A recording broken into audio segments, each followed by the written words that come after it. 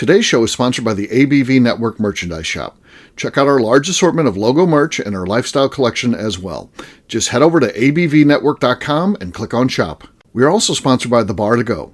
The Bar to Go offers a fully customizable carrying case that allows you to take your favorite distilled spirits or cocktail ingredients with you. Whether you're looking for yourself, a customized gift, or logo items for your business or event, The Bar to Go can help. Check them out at thebar2go.com. Use the number 2 when you type out The Bar to Go. Did you know Neely Family Distillery now ships its popular distilled spirits directly to you? To order, simply call 859-394-3258. Tell them the ABV Network sent you. Finally, we are sponsored by the upcoming ABV Barrel Shop, a new liquor store experience coming to St. Louis, Missouri. The ABV Barrel Shop will serve as home to the ABV Network and will be owned and operated by Steve Akeley, Jim Fosnot, and Scott Creighton, a.k.a. the Barrel Buddies. To learn more about the investment opportunities in this new venture, listen to the ad at the end of this podcast. And now, on to the show. Hello again, everybody. This is Steve Akeley. Hope you are having a good time as we're having a good time enjoying some time off. We've got a great show for you today. This is episode number 3 of season 2 of the Bourbon Talk Show. It features Molly Wellmann of Japp since 1879. I think she's the world's greatest bartender.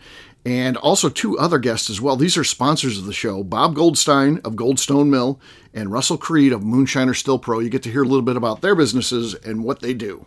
Check it out now. Let's drink!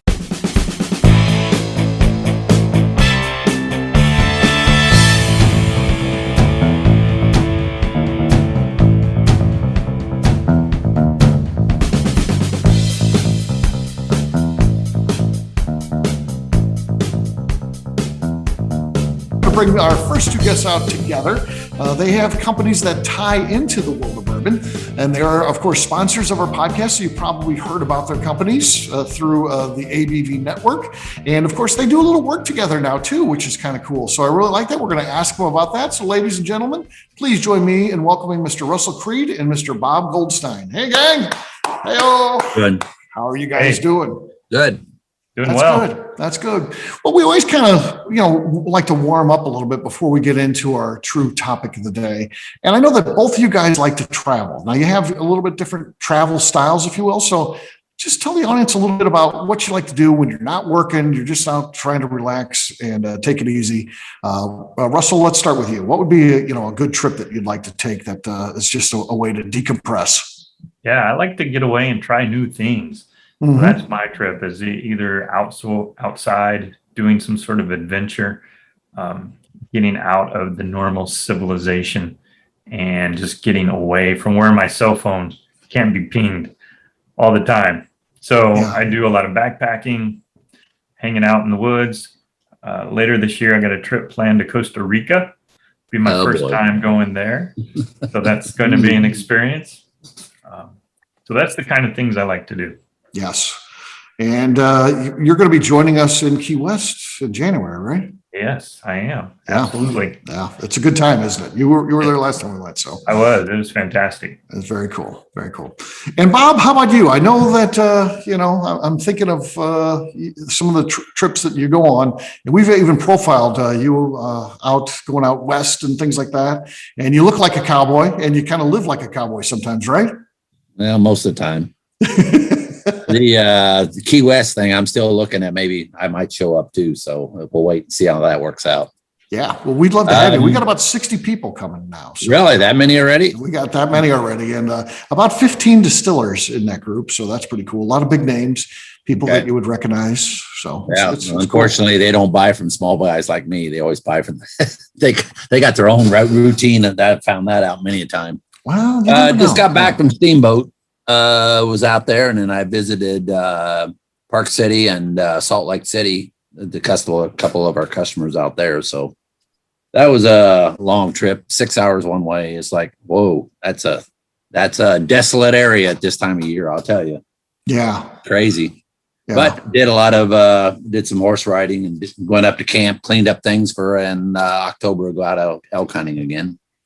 Yeah, so you go elk hunting, which of course is big game hunting in the U.S.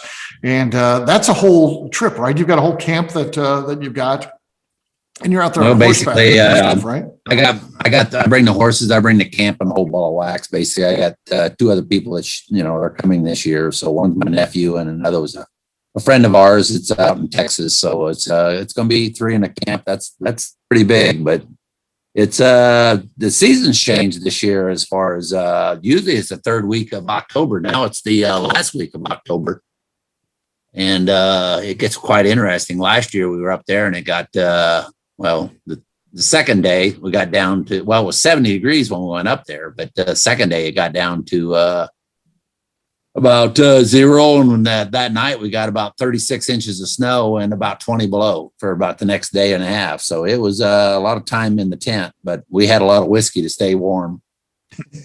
We got a wood stove, so it wasn't a problem, but the horses were a little cold, but plenty of food. It took care of them. So yes, it's a survival situation whenever it's like that.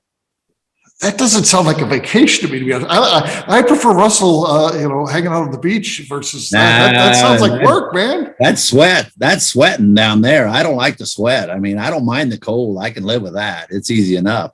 The biggest thing is you just got to be smart and just take your time on things. And it's, you guys talk about adventure, and Russell talks about adventure, getting lost in the woods. I like getting lost up there in the no man's land. I mean, this is really no man's land, but we do have cell service in some areas.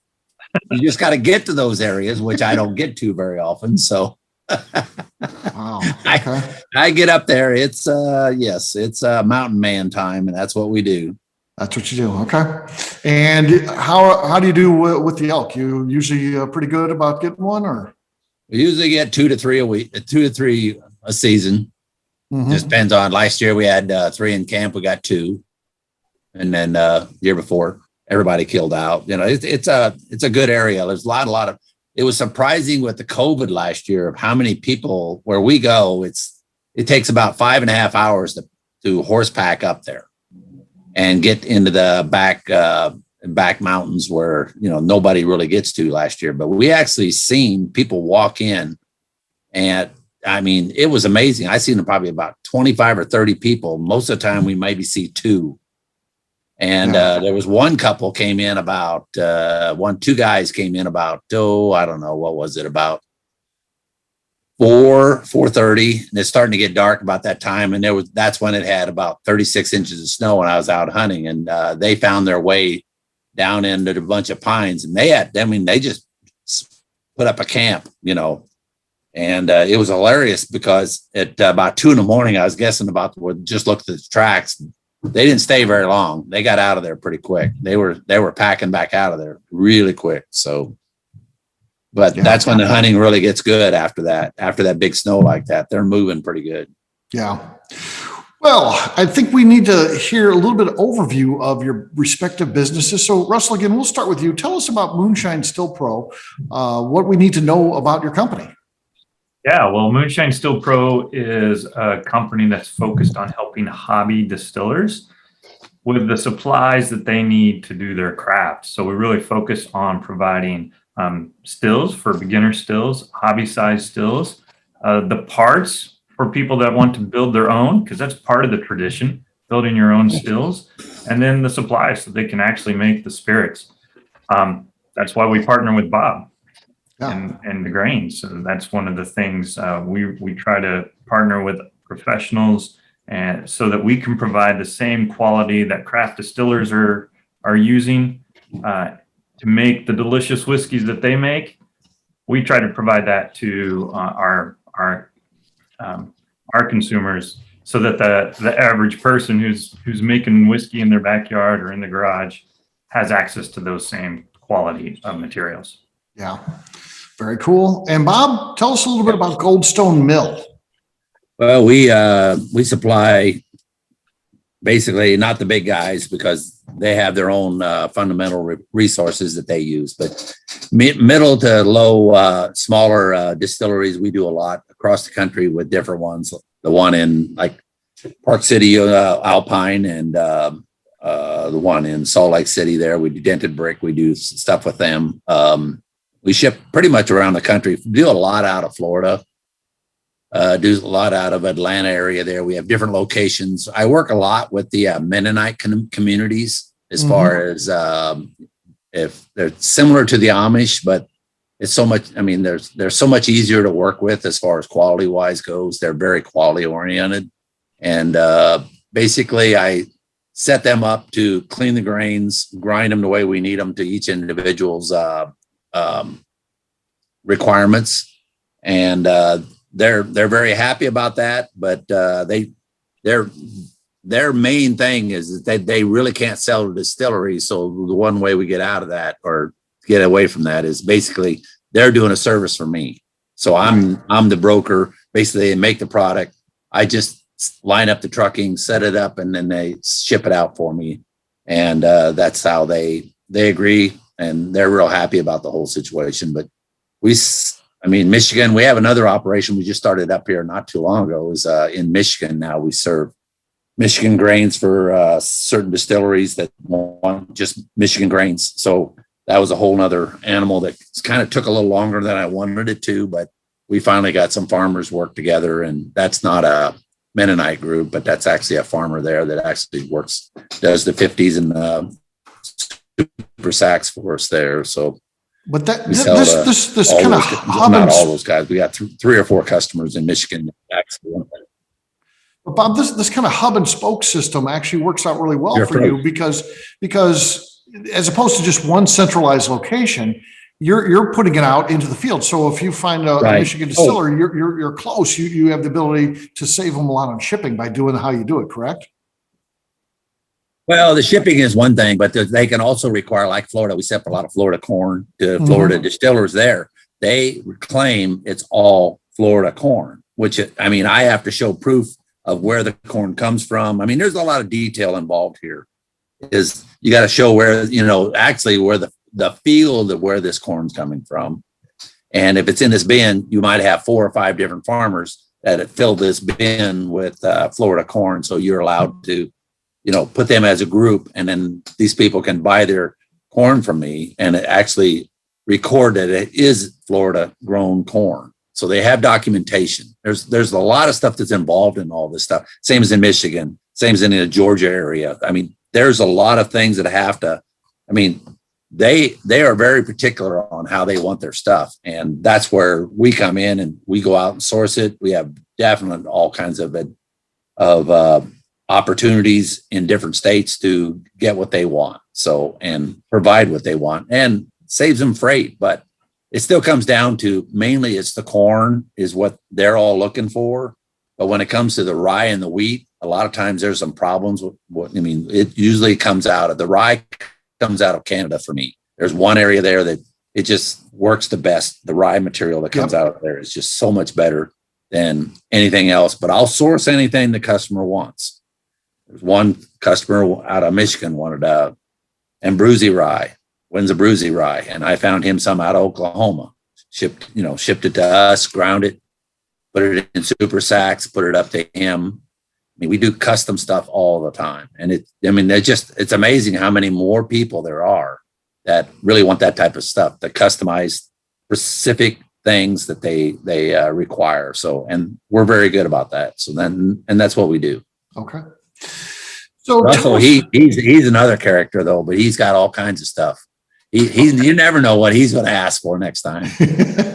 Yes. Well, and I want to find out more about that partnership first. But the next question that I had for you guys was, I want to ask a little bit about COVID and how it's impacted your respective businesses, because from an outsider looking in, it seems like people being home more might help out a company like Russell's. It seems like people are looking for more things to do around the house.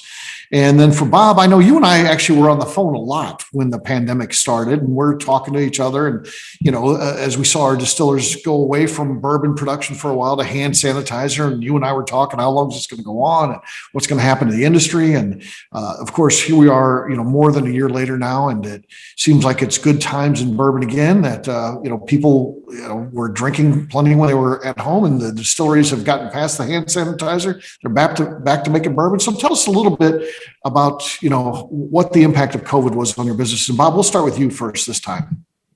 Well, COVID was a real headache at first. Like when they make hand sanitizers, that's basically the heads of the distillers. I know some distillers, they had so much heads available, head on top of the distilling that they can't sell anyway. There's one down in Louisiana. He had,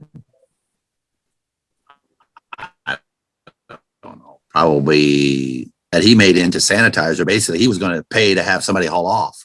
So Right. he made good money on that whole situation. He was doing really well. And our business pretty much, I mean, it was kind of slowed down about maybe 30% or so, but it was still kind of steady because they were making stuff.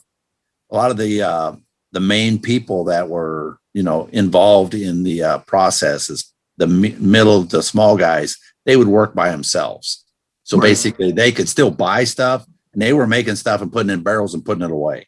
I mean, this was an ideal time for them because they were selling stuff, but it was far and few between. But at the same time, they got a lot of barrels down, and a lot of them just caught up on all their barrel storage. But after that, now the way things are right now, it's pretty crazy because everybody and their brother wants to, they can't put enough barrels down, or maybe even not keep barrels because they're selling so much. Yeah.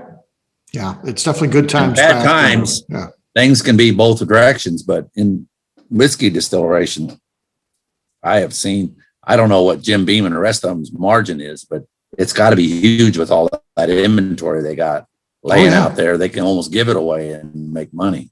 Yeah. Yeah. So yeah. I don't know how many barrels they have. It's unreal. I mean, you keep hearing about how many barrels they have. That's like, they got enough in storage, right?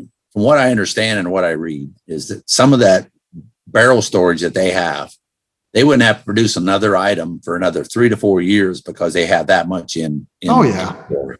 Yeah. And they don't know what to do with it all.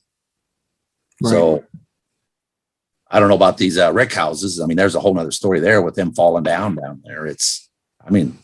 How they managing that, I don't know. Yeah. I wouldn't want to pay that one bill that one went down into the river with. That I don't know what the dollar amount was, but it had to be pretty ugly. Oh yeah. Yeah. Those fines in that. How about you, Russell? What, real quick, we'll say hello to Molly. Molly joined us. Molly showed up. Molly, we're just talking. You can get settled in and all that. We won't bug you. We're just talking to our first guest here. So we're talking to Bob and Russell. So we'll be with you in a second. That sounds great. I just got home. My office is a mess, so I'm outside on my deck with all the spiders. So. All right. We'll talk to you in a little bit. All right. Welcome to the real world. Yeah, right? Russell, COVID, how has it been for Moonshine Still Pro? Are more people looking for new hobbies at home they can do? There are definitely more people looking for hobbies. Our sales in 2020 were probably the highest they've been in a long time. Lots of people buying stills, buying supplies. One thing that we've seen a lot of are just people wanting to build their own. Yeah. So we've been helping a lot with that, providing those parts. So it has been up a lot. And I can just imagine people all over the country now that they're working from home or we're not working at home, we're looking for things to do. And they definitely turn to distilling as part of that. Yeah. Russell, you got any orders from battleships lately? No, that's something I can't talk about. That's funny. That was not even stated. So, okay. So we talked about it a little bit, but you two are working together now. So tell us a little bit about how you two are partnering up and helping each other. Mostly we just get together and drink. That's how we partner up. Well, sure. There you go. Yeah. That's with my daughter, Erin. I hardly see him, but my daughter, Erin's the one I got to worry about. Yeah. So, Bob's been supplying us so that our customers can have access to the same grains that the craft distillers are using. And we really do that in two ways. One, we provide a smaller quantity because most times home distillers aren't looking to buy 50-pound bags of grain. They just aren't doing enough production at home before the grain starts to go bad, or they don't have a place to store it, or all these things. So we supply grain in 5-pound bags, which makes it very convenient. Yep. A lot of times when a home distiller is doing a batch or making a wash, they want about 10 pounds of corn and 2-3 pounds of a filler the flavoring grain. And so those 5-pound bags make it ideal for making a batch. And that's hard to do elsewhere, right? To get that kind of quality of grain in that size, that's just perfect for the home distiller. Yeah, because Bob, we're literally talking the same grains that the distillers are using. Even big distilleries like Maker's Mark, we think of soft winter wheat. Oh yeah, you can get that. You can get the heritage grains that you hear about. Right. Those are all possibilities that that you can get again in 5-pound bags. That's huge for the home distiller. Russell knows more he sells more to those people than I do. So I mean, it seems to work out for him. So that's what. We're willing to supply it. It's not a problem. That's good. That's good. So, and Russell, you also do some work, and you mentioned it too, the home distiller, someone who wants to build their own still. That's kind of a hobby that many people want to do, but a lot of times there's things that they can't do themselves, and you can also help with that too, correct? Yeah. So there's a couple complications that arise when you're trying to make your own still, especially if you want to use quality material, right? And one of the big challenges is how do you connect a pipe to a pot? And so we provide, one of the things that we have that's created is a copper flange that's ideal for that. So it's solving that problem. And we have those spun by a master spinner, makes those for us. They aren't really available elsewhere in the marketplace. And it's a great solution for taking a pot and adding that, your distillate column to it to make it seamless, right? So that's one of the things that we have that's unique. Another is we provide rubber gasket that really helps with the putting pipes together so that you don't have to use the flour paste and all those things. So you have a breakaway seal, makes it very convenient and easy to clean up. So those are some of our unique products, but we provide all the copper that you would need for making your own column, your condensers, all those sort of things that are part of making a still. And even we sell some kits that are designed just with the pot and the dome so that you can make it from there. Yeah. I've referred a couple of them to Russell, and basically they want that cooling unit that you have. Yeah. That's one of the few things that people don't really realize what they need until they actually try it. And it's like, wow, you can make them any size too. Yeah, we do. We make small copper ones, some Liebig type condensers that run through water. And then one of the other things that we have that's unique is we have an air cooled condenser. That's a lot of people have really talked about that, how nice that is. Yeah. And so one of the things that we've been recognizing lately is that makes it for a perfect field pot. So next time you're going distilling out in the woods there, Bob, where no one else is around, you won't need to pump water. You can just use, who are you talking about here? Come on now. What are you talking about? Put it on that wood stove of yours. Yeah. Right there in the tent. I don't know what you're talking about. So, and Bob, the key differentiator with you and your company is the consultation. You guys literally aren't trying to sell when you go in. You're trying to listen to what the customer needs and then have solutions for them. So that's right. What you do. Most of the time we go in and talk to the distiller and just see what's going on. A lot of times it's just a grind issue. And well, I take that back. I mean, there's a number of things. There's sometimes you have these guys buying grain out of farmers' bins. All right. Big problem you got there is there's so much garbage in the grain, and time they get done adding all their ingredients, they don't get a lot back out of it, not understanding what the yield is, because all the FM or foreign material that's in it is just soaking up all those, those outside ingredients that they want to produce alcohol with. So we provide them with clean grains, make some suggestions to them, maybe show them. Well, I'll ship them a sample and, of their first run with no charge, and say, run my one time and see what you get. If you're happy, fine. If if it don't work, just don't even pay me for it. Yeah. So it's a good thing and a bad thing at the same time, but it's hard to tell somebody that they're doing something wrong sometimes. Right. You just have to make suggestions and kind of take the abuse on the backside. Some of them don't want to listen to it, but most of them come back, and think about it a while, and they'll come back and say, hey, some thoughts here. Maybe this would work, and let me try one. We'll go from there.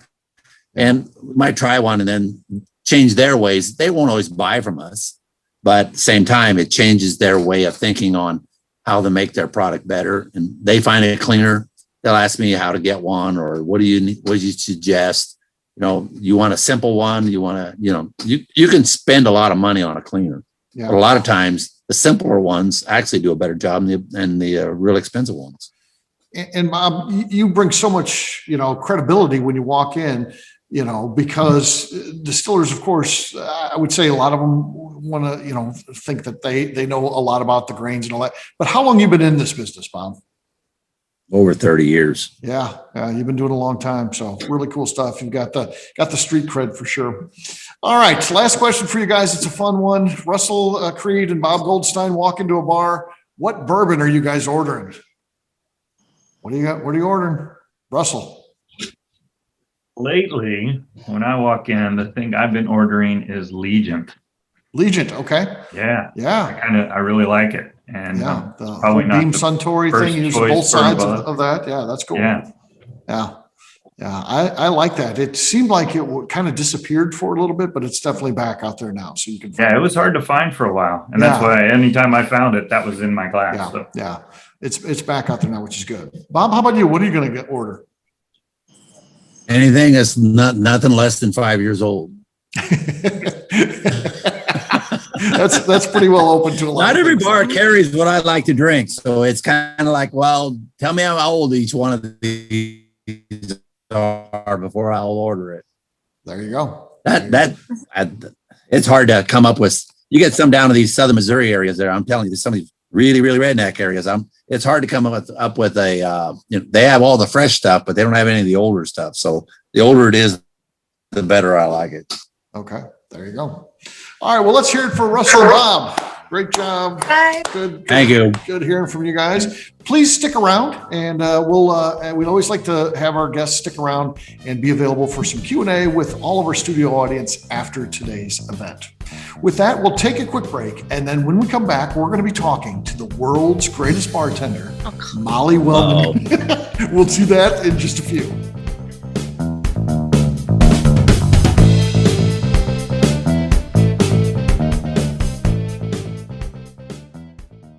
Hello, this is Steve Akeley of the ABV Network. Let's talk about the people who make this show happen. First up is Leatherwood Distillery in Pleasant View, Tennessee. Company founder Andy Lang started distilling as a hobby while serving his country as an elite Green Beret. Andy distilled all over the world during his time in the military and brought this passion back to him in the U.S. when he returned home. A visit to Leatherwood combines Andy Lang's unique distilled spirits and a museum of artifacts from his time serving the U.S.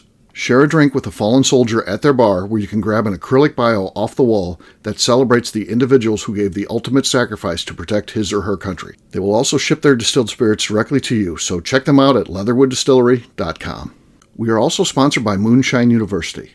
This longtime partner for the ABV Network helps educate individuals looking to get into the distilled spirits business, service industry employees looking to expand their knowledge, and individuals simply wanting to know more about the process and history of the spirits industry. In 2017, I completed my Executive Bourbon Steward certification at Moonshine University, and it's something I continuously draw upon and connect with fellow graduates. Check out their full listing of classes, including Executive Bourbon Steward certification, production classes, and more at moonshineuniversity.com. Okay, let's talk about Neely Family Distillery.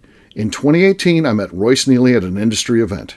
He started appearing on our shows, and we became friends during my frequent visits to Kentucky. Today, he's leading the way for young distillers making their mark on the bourbon industry. A visit to Neely Family Distillery combines family history, a look at what makes their products unique, and of course a tasting through their whiskeys, moonshines, and creams. Check them out at neelyfamilydistillery.com and visit them in Sparta, Kentucky. All right, back to the show.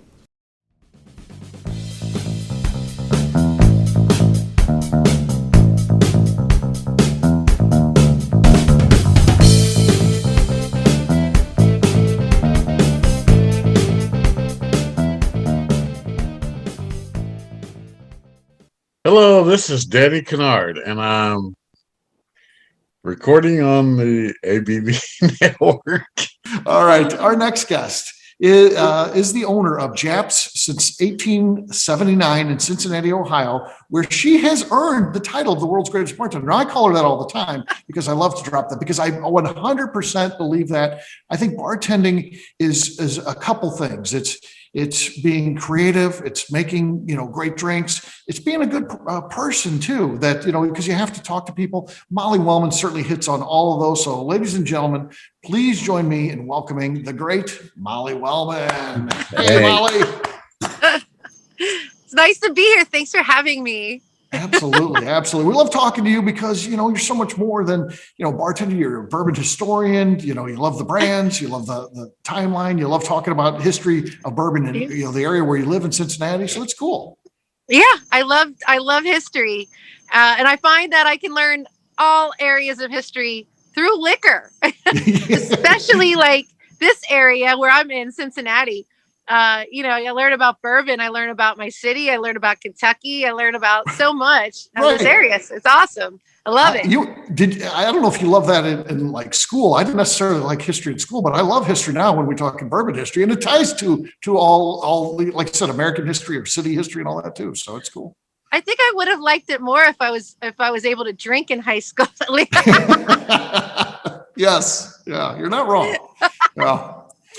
So, Molly, I've got a weird question for you. And we always like to start out with something a little bit different before we get into talking business. And I just heard this last year, but I heard that most bars, really the hospitality industry, will have like their Christmas party for the staff in January because it's so busy. Yeah. And that's just like a normal thing. And everyone just kind of accepts that, and no one even questions it. So it's like, wishing everybody a Merry Christmas on, January 23rd or whenever you get together for your, is that true? That is true. Really? I've been in the service industry for, almost 25 years. Uh-huh. And yeah, we've always had our Christmas party in January or February. Oh yeah. It's like totally normal. So like when everything calms down, we can then go and take a day off and go and have drinks and celebrate. And yeah, we're like ugly Christmas sweaters and the whole bit. The gift whole bit. Okay. There's no way we could do it during the holidays. No way. And then no one in the industry does that anyway, Mm-hmm. It's just a normal thing everywhere I've been. Okay. I guess it's just the standard. I didn't know because I've never, worked on that side of, in the business or anything. So it was news to me. So, yep. When you check those things on that place, what's the website, McNew, that you check? Snopes or something like that?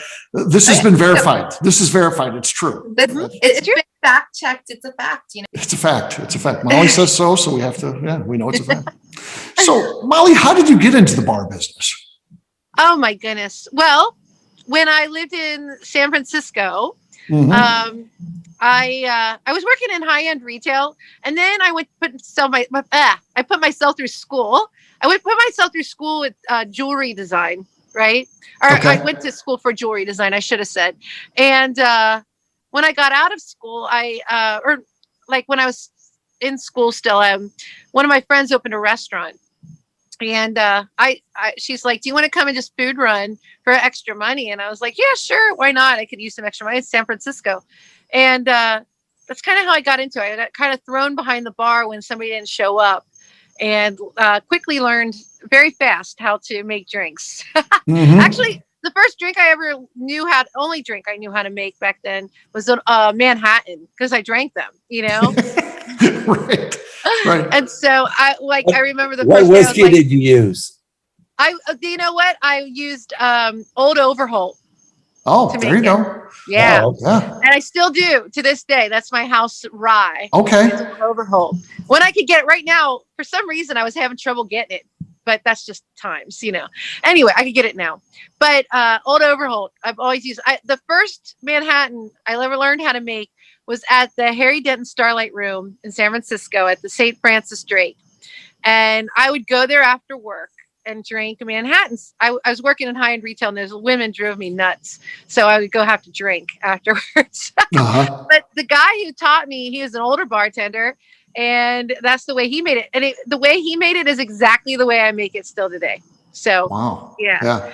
But that's kind of how I got into it. And then I moved back home and to Cincinnati, and I wasn't sure how Cincinnati had changed in 12 years. And so I was like, I'm going to bartend for a while and kind of get to know the city and everything. Well, I'm still bartending. So, and I've become kind of a big part of Cincinnati as well, which has been really neat. Yeah. So I didn't know you could do that, but I somehow did. No, it's really cool, and how well you're known, and it's got to be a great source of pride for you to be to have such civic pride associated with you. People who are from Cincinnati tell us, we've got Molly Wellmann, she's a big deal, and I hear that a lot, and I think it is a pretty cool thing, and it has to feel really cool for you to be beloved by your city and recognized for what you're doing, and it's a cool thing, right? It's the biggest thing for me. I always think everything that people should do in life should be something that will be written about, Right. And so that somebody 100 years from now could read about it, Yeah. So I hope that, there's some weird girl 100 years from now who is like doing research and finds, Molly Wellmann written somewhere and be like, look at this chick, look what she did. Yeah. No matter what it is, it could be like you could have a job cleaning up horse poop, and as long as you're written about it, you're making a statement for yourself. Oh, I think it's bigger than that. At some point, it'll be, I'm going to go down and visit the Molly Wellmann statue and reflect on what she downtown Cincinnati. That would be weird. that would be pretty wild. So that's cool. Of course, as a bartender, you immediately think of cocktails, and certainly you can hold your own, and you are excellent at that part of your job. But you're also this big bourbon fan too. So how does that come about? I opened a bourbon bar back in 2012 in Northern Kentucky. Mm-hmm. And, it's funny because when we did that, everybody said it wouldn't work. They're like, you can't just serve bourbon. I'm like, hell, I can't. It's going to be a little different. It's not just going to be like, you're going to come in and we're going to pour you bourbon. I trained the bartenders and myself, a good 6 months before we, we started opening everything. We learned every single bottle that was on the back of that bar. Wow. Yeah. And then when I had to hire new bartenders, they had to go through, learning about 6 months of training, 4 to 6 months they had to learn. And they had to learn everything from like the history of the bottles and the bourbon, what they were made up of. Not, they didn't have to memorize the mash bill, but they had to have an idea of whether it was like a wheated or, a high rye or something about it, where it was from. But they also needed to know how to talk to customers about bourbon. They had to know how to make a novice feel really comfortable, drinking bourbon for like the first time. Yep. And they also had to be able to talk to enthusiasts, in a very smart way. So we accomplished that when we opened the Old Kentucky Bourbon Bar, and I really got into it that way. When I'm into something, I dive all the way in. So every single bottle, like every week, we'd have new bottles coming in, and of course, we'd have a lot of reps come in and taste us on bottles as well. And we got to learn absolutely everything. Like, we would sit there every Tuesday, go through all the new bottles that came in, and we would research every single one of them. So we had a good plan of action, and then we would compare them to other bottles. So we could be like, well, you like this one? You like Maker's Mark? You need to try this one. We had a great way to suggest bottles. So that's how I got into it. And the whole history of it. I mean, I learned a lot of family trees. I learned the whole Medley and Wathen family tree, and I was very proud of that. And then I'm still working on the Beam family. That's impossible. I don't even think the Beams can figure out their tree. I think you're right. Yeah. It's pretty fractured at this point. Yeah. It's pretty crazy. But just learning the families and where they came from and how they started and how they formed Kentucky through a barrel of bourbon. It's just fascinating to me. So I've kind of kept that. Yeah. The crazy thing is we're friends at the network with Turner Wathen. And I know you met him we had him up at your bar not that long ago. Great guy. But yeah. The Wathen family, and people, might think I'm making this up, but the Wathen family was way bigger than the Beams at one point. way Yeah. bigger. Yeah. Big time. Big time. So if a couple people, if things turn out a little bit differently, and a couple people stay in the business, or maybe had heirs, I don't know how it kind of ends, but if they stay, that they end up being the continuing to be the biggest thing in bourbon. But in reality, they kind of go away, and the beams are the big thing. So, but yeah, there were a ton. I mean, it's funny. I love. I'm working on a book right now on the history of drinking in Cincinnati, and not just like the establishment, not just the saloons, which are really cool in themselves, and then some of the bartenders as well, but also, the spirits that we were making here. I really started getting into like some of the rectifiers and how they were connected into Kentucky as well. I'm going to Venmo you, and I'm going to get copy number 1. I'm going to Venmo you $30 right now. Hopefully that covers the cost of the book. I keep on digging more things up. I don't know if I'll ever finish it. We drink a lot in the city. Yeah. I've been starting and stopping on a thing like that from St. Louis for years. I don't, just more along the lines of production and businesses that were in St. Louis and stuff like that. Yeah. And it's something that I think needs to be done. But Steve, there is a really cool book that you should check out, and it's a connection between Cincinnati and St. Louis, which there's a lot of connections. Cincinnati are pretty similar, but there's a book. It's a diary of an old rectifier named Joseph Mersman, and he was in Cincinnati in about the 1840s, and then he moved to St. Louis and opened a shop there. Really great diary. I mean, some parts are boring. He's like, I got up, had breakfast, did this, did that. But then there's some really cool, but it really shows like how our cities were back at that time through the eyes of a whiskey man. Pretty cool. No, I will definitely check that out.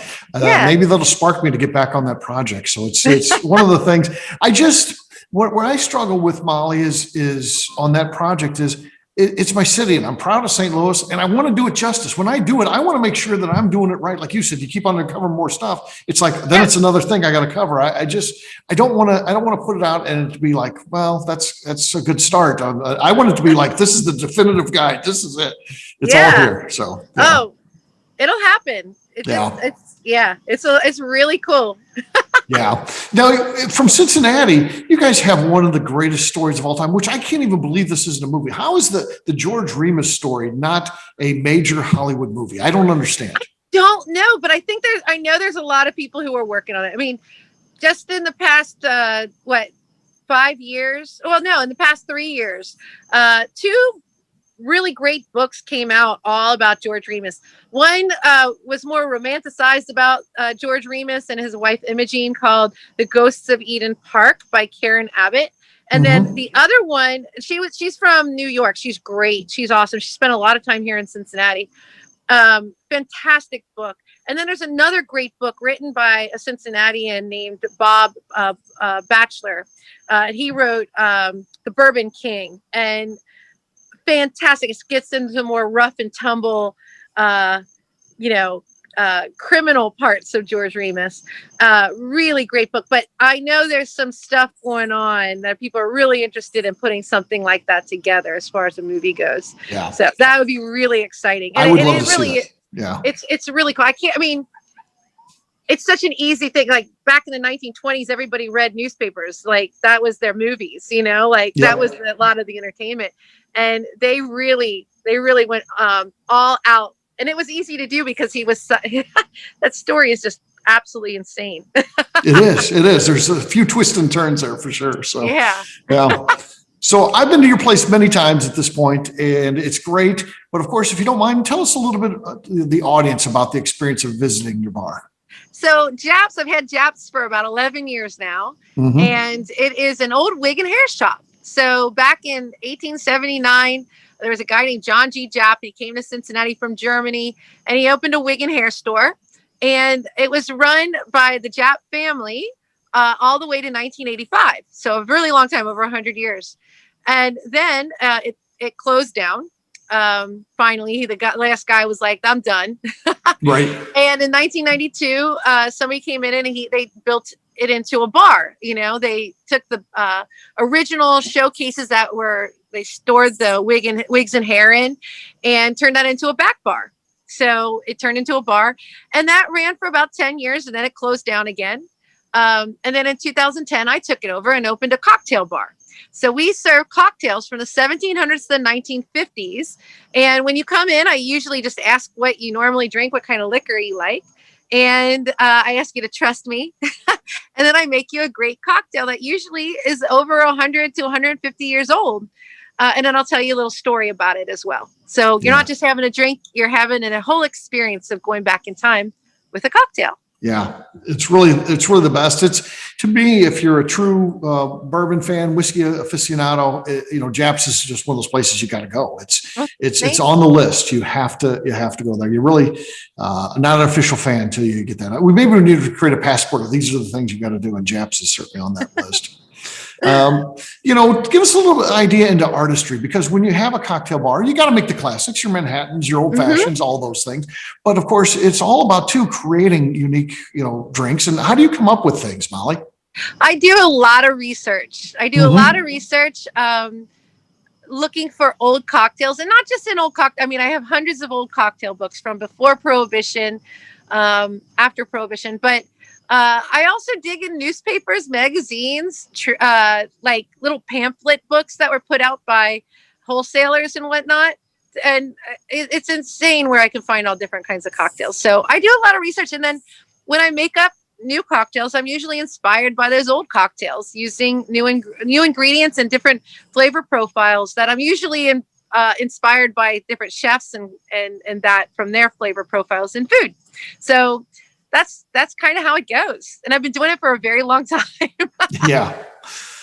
So, Molly, there's this little hardware store by my house. And the difference between that hardware store and the big box stores is when I walk in and I'm needing help with a project, it's a lot of dads or retirees, people that do projects themselves, and they can help you. And that's why I love going to that hardware store. But that's kind of what I feel like your bar is like. It attracts people who are professional and who can help me, steer me in a direction. This is what I like. Can you make something with that? And how do you attract, professionals like that versus someone who just wants to come in and work something on the weekends and maybe get their way through school and really doesn't care about the job itself other than, making the money? I look for people who have passion, and I look for people who can talk to people and like to talk to people. I can teach anybody to make a drink, and I also look for people who have a passion for wanting to learn how to make these drinks too. Yeah. And a passion for history. I mean, that's really important. So the staff I have, I've had quite a few bars, but at all of my places, they usually stick around because I train them. I give them the tools they need to be able to do it, and it makes the job fun. It does. Like when you're doing something you're passionate about, it's not a job anymore. It's not a job, right? So, but the last, year and a half has been tough on, all sectors of the industry, but particularly, on the hospitality industry. So tell us about that roller coaster ride. It's not been fun. It now feels like a job. Yeah. It's not been fun at all. It's probably and it's not just coming from me, but the majority of the people in our industry. This has been like the worst in our lifetime, of dealing with just everything. I mean, it's just not fun. There's no, we're trying to run a place that is built to bring people together, and then trying to keep people 6 feet apart, and then policing people to wear a mask when they come in. Yeah, it's tough. That's not why we got into this, so it's been a challenge, but we're getting through it. I'll tell you what, though, going back to those early days of COVID, and it's tough. There's so many unknowns, and they're shutting down our favorite businesses and all this crazy stuff. But you were a ray of light doing those 5 o'clock cocktail things. It was an inspiration. And as an entrepreneur, I'm thinking, here's someone who's trying to figure out a way to pay their people when they can't work. It was just so inspirational for so many reasons, Molly. So thank you for doing that. I mean, that helped a lot of us, more than you can even imagine. I'm glad it helped. Selfishly, it helped me more. It helped me just to keep connected when you're Yeah. a bartender, you're doing it because you really like people, and Right. the thought of, I mean, I love my husband, but the thought of being just with him 24/7 and not talking to anybody else was, I mean, both of us are like, oh my God, what are we going to do? We're going to kill each other. Yeah. But no, that was really cool. And I love that you did that. I know a lot of people, were really thought that was great. So it was a lot of fun. Yeah. Yeah. All right. So Molly Wellmann is on vacation. I don't know if New York, Chicago, Miami, you name it. You walk into a bar in each of those cities, and it's kind of different feel to New York, Chicago, and Miami. What would you order? Well, when I first look at what's on the back of the bar, but when I walk into a bar, if they're not known for their cocktails or whatever, I order a martini. Okay. I'm so boring. I make cocktails all the time, but once in a while I get a hankering, for different cocktails and to be made by somebody else, But my go-to is usually if I see a really great bourbon that I like, then I'm picking bourbon on the rocks. Or my go-to has always been a gin Beefeater or Plymouth gin martini. So that's I'm a martini girl. Martini girl. There you go. Very, very cool. Yeah. Well, Molly, thanks so much for joining us here. And I know it was tough. You had 2 events tonight, and I really appreciate the commitment to being here and getting that. It couldn't have been easy. So thank you so much. It's my pleasure. Thanks for having me. I just love this station. So I'm very, very excited to be here. Thank you. Absolutely. Let's hear a round of applause for Molly Wellmann for coming on and being with us. And Molly, anything you want to share? Websites, social media, anything like that can help people that want to follow your journey?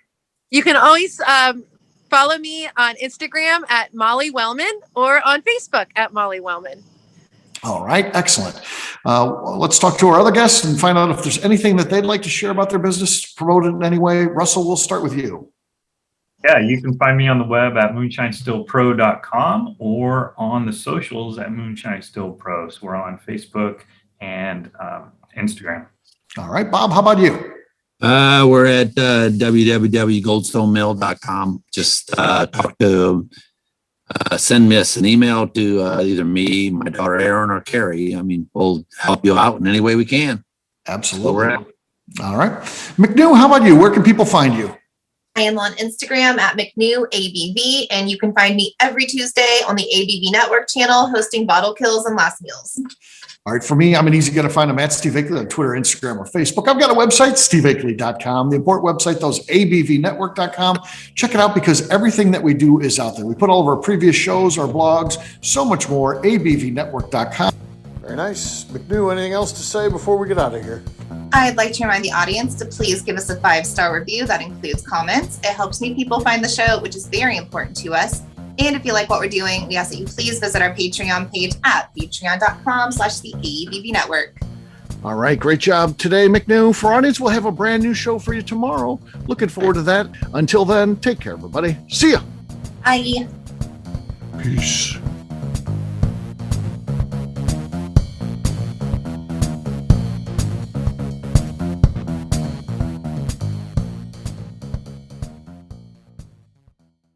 Before we finish the show, let's talk about some great companies that support the ABV network.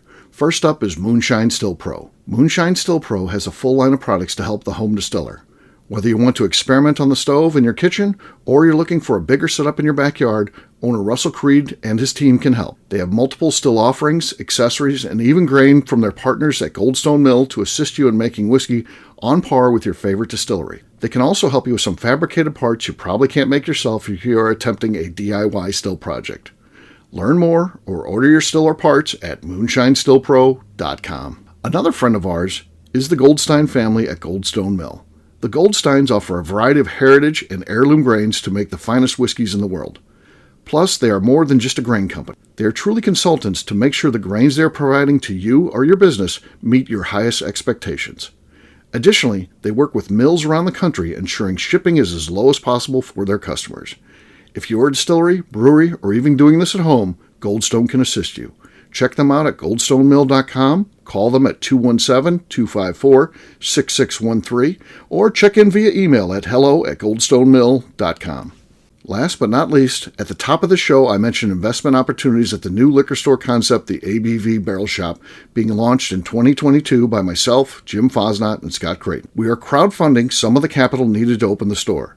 Not only does it offer a return on your investment, but a lifetime of status and benefits at the store. Of course, this investment is a loan and involves a high degree of risk, which may not be suitable for all persons. Prospective investors should carefully evaluate the risk and merits of an investment, should confer with their own legal and financial advisors, and should be able to bear the risk of the loss of their investment before considering the investment described herein. If you would like more information, contact us via the under construction website at abvbarrelshop.com and fill out the form. The Bourbon Daily is part of the ABV Network. For more information or to become a sponsor, please visit abvnetwork.com. Thanks for listening and cheers. This has been a Steve Akeley production.